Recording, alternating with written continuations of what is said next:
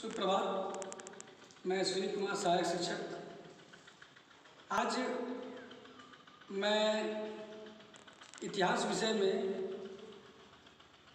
भारत में राष्ट्रवाद के विषय में कक्षा 10 में चर्चा करूंगा। तो राष्ट्रवाद के विषय में जानने से पहले हमको जानना यह अति आवश्यक है कि राष्ट्र क्या है। यदि राष्ट्र क्या है इसके विषय में यदि हम नहीं जानते हैं तो राष्ट्रवाद किसे कहते हैं इसको समझ पाना थोड़ा सा कठिन होगा। तो राष्ट्र,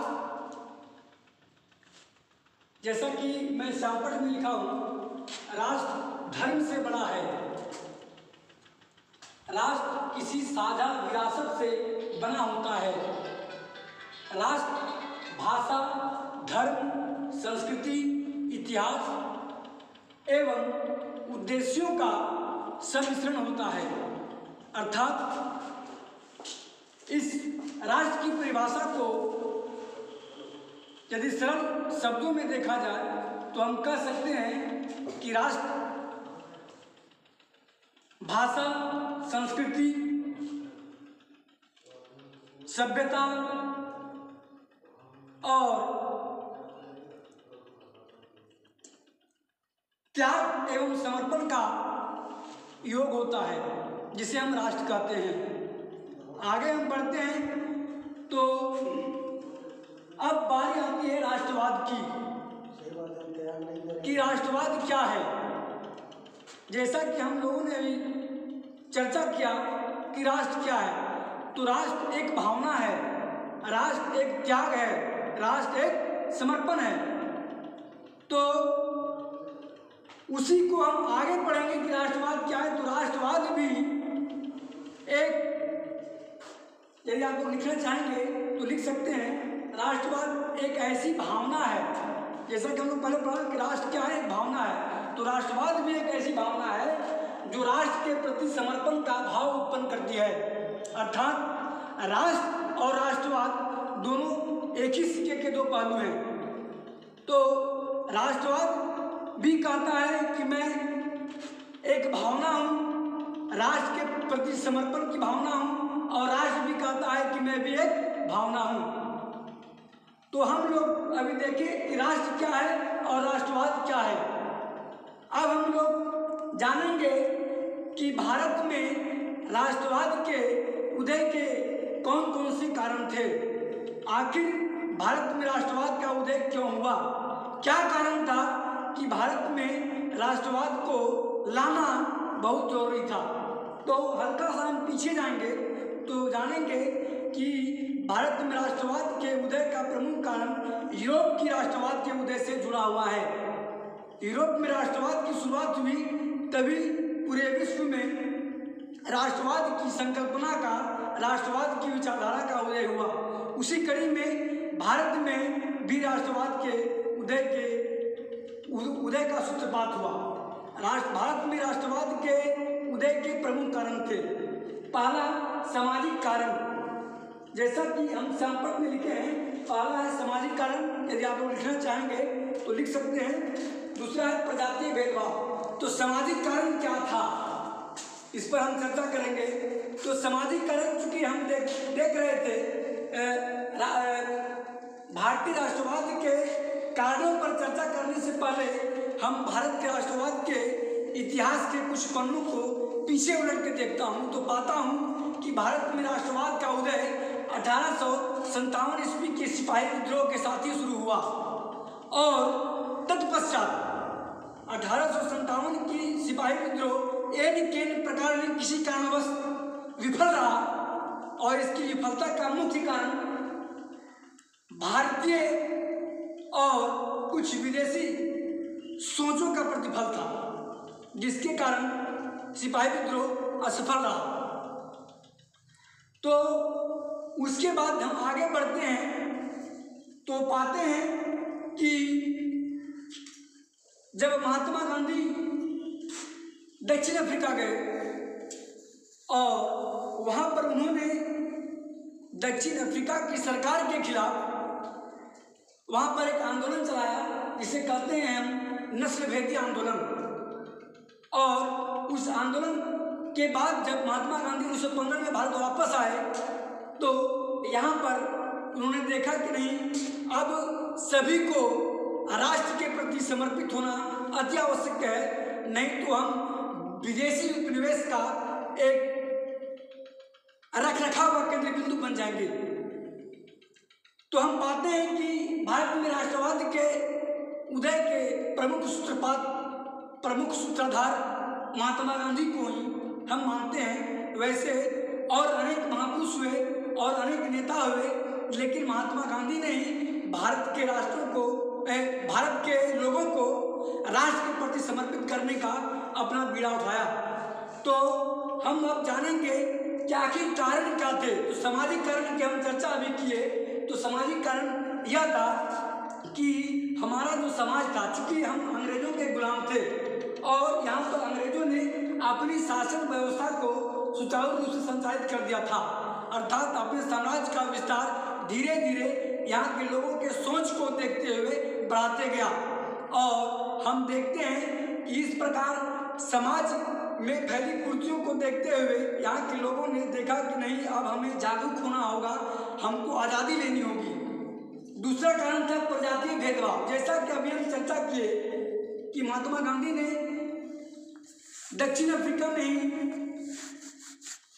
नस्लभेद के विरुद्ध आंदोलन किए और यहाँ भी वही देखा गया, जिसमें यहाँ पर अंग्रेजों ने भारतीय लोगों को इस प्रकार बांट दिया कि लोग प्रजाति में अलग हो गए। कोई कह रहा है कि हम आदिवासी हैं, तो कोई कह रहा है कि हम हरिजन हैं अर्थात दलित हैं। इन सोचों में यहाँ के लोग डूब गए और जब एकीकरण की बात आई, राष्ट्रवाद की बात आई, तो लोग एक हो गए और यह भी प्रजातीय भेदभाव एक कारण बना। तीसरी बात है अंग्रेजी शासन के प्रति असंतोष। यहाँ के लोगों को, यहाँ के नागरिकों में अंग्रेजों की जो शासन व्यवस्था था, अंग्रेजी साम्राज्य का जो शासन था, वह शासन को उन लोगों ने नकार दिया। यहाँ के लोगों ने अंग्रेजी शासन व्यवस्था को सही नहीं बताया और इसका परिणाम हुआ भारतीय राष्ट्रवाद के एकीकरण का प्रतिफल। चौथा कारण है आर्थिक कारण। चूंकि बहुत सारे कार्य जैसे कृषि कार्य, औद्योगिक कार्य इत्यादि पर चर्चा करते हैं तो पाते हैं कि यहाँ के किसान, चूँकि हमारा देश एक गुलाम देश था और यहाँ के किसान अंग्रेजों के रहमो कर्मों पर अपनी जीविका का यापन करते थे। उसी क्रम में जब महात्मा गांधी 1915 में भारत वापस लौटे और उन्होंने एक विचार लाया, उस विचार को उन्होंने नाम दिया सत्याग्रह। चूंकि आर्थिक कारण को जानने से पहले हमको जानना होगा कि सत्याग्रह क्या है। तो सत्याग्रह को यदि हम तोड़ते हैं तो हम पाते हैं कि यह एक ऐसा आग्रह था जो सत्य पर आधारित था। सत्य के शक्ति पर आग्रह करना ही सत्याग्रह था। ऐसा यह युक्ति जो है सो महात्मा गांधी की है, अर्थात सत्य पर आग्रह किया गया। अर्थात कहने का यह अर्थ हुआ कि महात्मा गांधी ने बताया कि अब हम लोगों को एकजुट होना होगा और अंग्रेजों के खिलाफ सत्य के राह पर चलते हुए उनकी मुकाबला करनी होगी। इसी क्रम में महात्मा गांधी ने भारत में दक्षिण अफ्रीका से वापस लौटने के बाद भारत में पहला सत्याग्रह का प्रयोग तत्कालीन बिहार राज्य के चंपारण जिला से शुरू किया। कारण यह था कि वहाँ पर नील की खेती करने वाले किसानों में, चूंकि जो नील की खेती होती थी वहाँ पर, तो अंग्रेज जो सिपाही होते थे उन पर दमनकारी बगान व्यवस्था लागू कर दिए। अर्थात यह दमनकारी बगान व्यवस्था क्या था? तो दमनकारी बगान व्यवस्था यह था कि नील की जो खेती होती थी, ठीक है, तो खेती तो करवाते थे वे लोग, लेकिन उसका मजदूरी क्या हो, उसका उचित किराया क्या हो, यह तय अंग्रेज करता था, अंग्रेज कंपनी करती थी। तो इसके विरुद्ध में 1916 ईस्वी में महात्मा गांधी ने भारत में सत्याग्रह का प्रथम प्रयोग बिहार राज्य के चंपारण जिला से किया। और इसको हम आर्थिक कारण से जोड़ते हैं तो पाते हैं कि महात्मा गांधी का यह प्रथम सत्याग्रह जो था वह आर्थिक दृष्टिकोण से सबसे मजबूत सत्याग्रह था। अब आगे चलते हैं, देखते हैं राजनीतिक कारण। पांचवा हम पाते हैं राजनीतिक कारण। तो राजनीतिक कारण क्या था?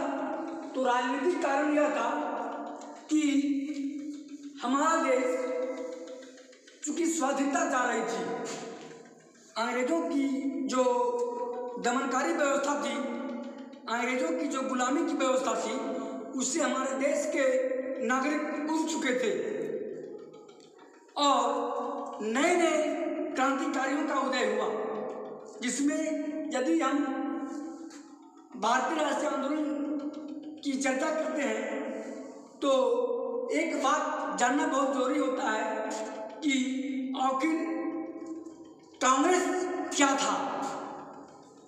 भारतीय राष्ट्रीय आंदोलन की चर्चा करने के पहले हमको ये जानना जरूरी होता है कि कांग्रेस क्या था। यदि इसको हम एक सुसज्जित शब्दों में कहें तो भारतीय राष्ट्रीय कांग्रेस क्या था?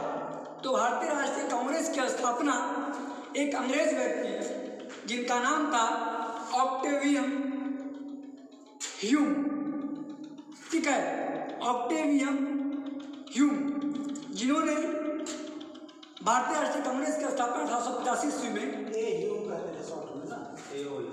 KOU स्थापना किए और उसी स्थापना के बाद भारतीय राष्ट्रीय कांग्रेस दिन प्रतिदिन आगे बढ़ते गया और भारतीय राष्ट्रीय कांग्रेस की स्थापना का एक ही मात्र उद्देश्य था, वह था देश को स्वाधीनता की प्राप्ति करवाना। इसी क्रम में आगे भी बढ़ते हैं तो भारतीय राष्ट्रीय कांग्रेस का एक अधिवेशन हुआ जिसका नाम था 1907 का सूरत अधिवेशन। तो यहाँ पर अभी हम लोगों ने चर्चा किया सत्याग्रह का। धन्यवाद कीजिए। अब मैं बाकी बचे बातों की चर्चा अगले क्लास में करूँगा।